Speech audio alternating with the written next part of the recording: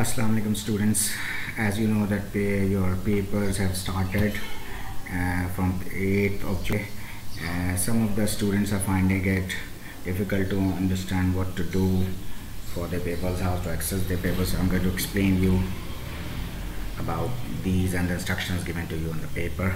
Firstly, we'll have to log into your VLE, and at the bottom of your course page, I'm specifically talking about my courses, right? So at the bottom of the page you will find final exam tab, and here you can see a final exam assignment. Click on it and you will see the final exam course paper. This paper is for applied physics students.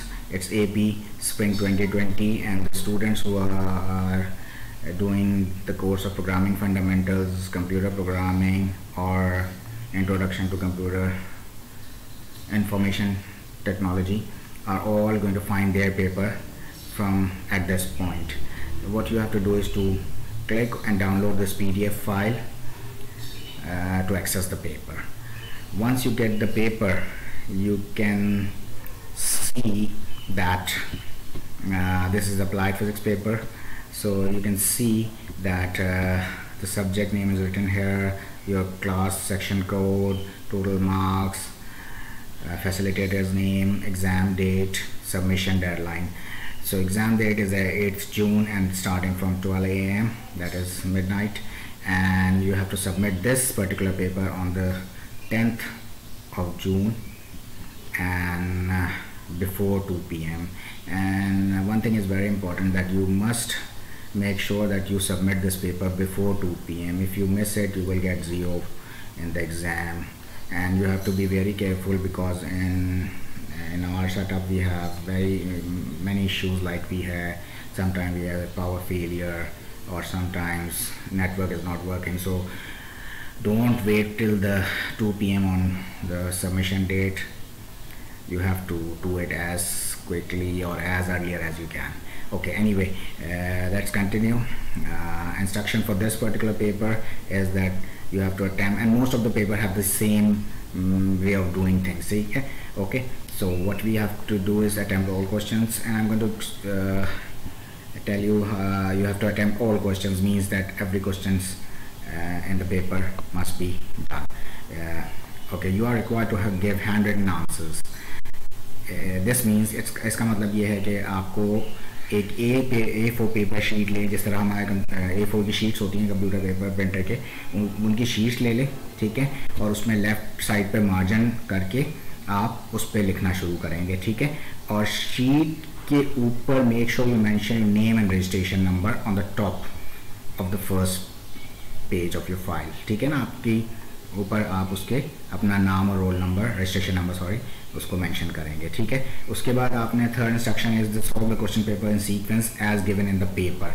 Question paper पे जो आप sequence बनाएंगे वो sequence वही होगी, यानी paper question आगे पीछे सॉल्व कीजिएगा, एक सीक्वेंस में ही सॉल्व कीजिएगा। After solving all the questions makes the serial numbering on all your A4 sheet, जितनी भी 10, 12, 15 जितनी भी शीट्स हैं उनके सीक्वेंस पे उसके सीरियल नंबर डालें, और उसके बाद आप क्या करें, उसको स्कैन कर लें या स्नैप्स ले लें, जिस तरह हम नॉर्मल असाइनमेंट्स पे करते थे।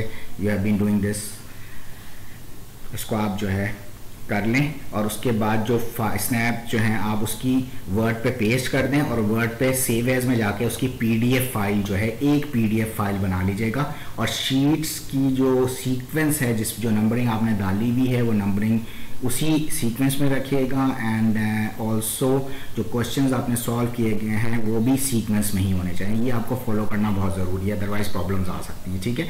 और फाइनली आई होप कि everybody know how to save file as PDF in MS Word, okay. तो फाइनली आप उसकी फाइल नेम जो है अपना सब्जेक्ट का नाम लिख लीजिएगा, और उसके बाद डैश डाल के last 4 digit of your registration number के से आप फाइल बेसिकली बनाइएगा, ठीक है। और फाइल जो होगी वो आप क्या करेंगे, वापस जाएंगे अपने VLE पे, और VLE पे आप जो है उसको सबमिट जिस तरह नॉर्मली कराते हैं वो सबमिट आप करा देंगे, ठीक है।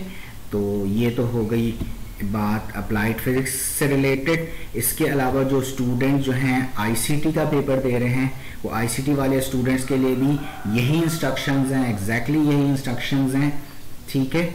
और आपको इसको एज इट इज़ ही फॉलो करना है। इसके अलावा कंप्यूटर प्रोग्रामिंग और प्रोग्रामिंग फंडामेंटल्स के स्टूडेंट्स हैं, उनके लिए थोड़ा सा डिफरेंट है, और वो ये है कि मैंने यहाँ पे मेंशन भी किया हुआ पेपर के ऊपर कि for each question you are required to provide complete code.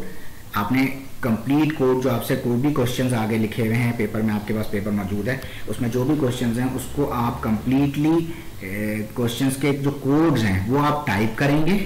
और उसके अलावा आपने एक्चुअली 4 चीज़ें, हर क्वेश्चन के लिए 4 चीज़ें आपने प्रोवाइड करनी होगी।